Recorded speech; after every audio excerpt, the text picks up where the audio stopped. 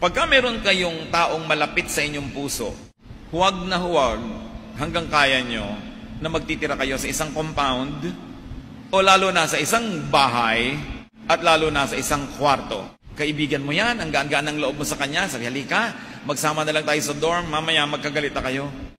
Kung pinapahalagahan nyo ang isang tao, sikapin yung huwag siyang masyadong maging malapit. Kasi makikita nyo ang mga kapangitan niya na pag malayo ay natatakpan ng makeup.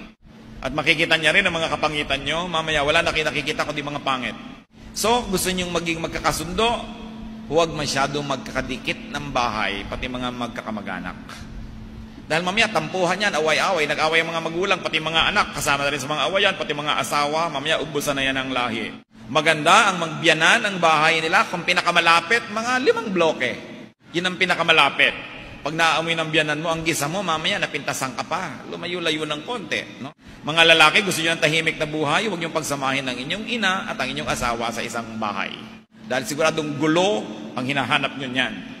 Ngayon, kung hindi nyo kaya, economically, wala na tayong magagawa, gumawa kayo ng paraan para magkasundo. Pero habang kaya, naku, wag na lang. Ang hirap-hirap ng sobrang mga close. Proximity with others can inhibit, limit, suffocate, bind, and imprison you.